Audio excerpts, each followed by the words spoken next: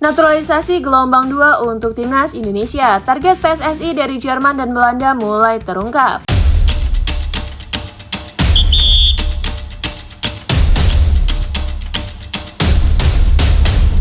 Program naturalisasi pemain keturunan untuk timnas Indonesia diperkirakan belum akan berhenti dalam waktu dekat. Setelah proses naturalisasi Luke Fikri dan Michelle Baker terus berjalan, kini muncul kabar mengenai gelombang kedua pemain diaspora yang tengah dipantau PSSI. Menariknya, dua pemain yang dikabarkan masuk radar federasi berasal dari dua negara dengan tradisi sepak bola kuat di Eropa, yakni Jerman dan Belanda. Keduanya disebut memiliki garis keturunan Indonesia dan berpotensi menjadi bagian dari proyek jangka panjang skuad Garuda. Kabar mengenai naturalisasi gelombang 2 untuk timnas Indonesia ini langsung menarik perhatian publik. Pasalnya, strategi PSSI kini tidak hanya berorientasi pada kebutuhan jangka pendek, tetapi juga mempersiapkan fondasi tim yang kompetitif untuk beberapa tahun ke depan. Informasi mengenai adanya tambahan pemain diaspora muncul dari sumber yang selama ini kerap mengikuti perkembangan proses naturalisasi pemain timnas Indonesia. Disebutkan bahwa setelah tahapan Luke Fikri dan Michelle Baker rampung, PSSI akan bergerak untuk memproses dua nama baru. Satu pemain berasal dari Jerman sedangkan satu lagi dari Belanda. Meski identitas keduanya belum diumumkan secara resmi, sejumlah nama mulai ramai diperbincangkan di kalangan supporter. Salah satu nama yang paling sering dikaitkan dari Jerman adalah Laurens Ulreich. Gelandang muda tersebut dinilai memiliki kemampuan teknis yang mumpuni dan mampu menjadi solusi untuk meningkatkan kreativitas lini tengah timnas Indonesia. Laurens dikenal sebagai pemain yang memiliki visi bermain baik, kemampuan mengatur tempo pertandingan, serta bisa beroperasi sebagai gelandang serang maupun winger. Pengalamannya bermain di level kompetitif Eropa dan pernah memperkuat kelompok usia Jerman menjadi nilai tambah yang membuat namanya terus diperbincangkan. Sementara itu dari Belanda, nama Tristan Goizer menjadi kandidat yang paling banyak mendapat sorotan. Pemain muda yang pernah berkembang bersama Akademi Ajax Amsterdam tersebut memiliki kemampuan bermain di banyak posisi. Tristan tidak hanya mampu tampil sebagai back tengah, tetapi juga bisa dimainkan sebagai wingback, gelandang bertahan hingga gelandang tengah. Fleksibilitas tersebut menjadi salah satu alasan mengapa dirinya dianggap cocok dengan kebutuhan timnas Indonesia saat ini. Kehadiran pemain yang bisa mengisi lebih dari satu posisi memang menjadi kebutuhan penting bagi skuad Garuda. Dalam sepak bola modern, pemain serba bisa sangat dibutuhkan untuk menjaga keseimbangan tim,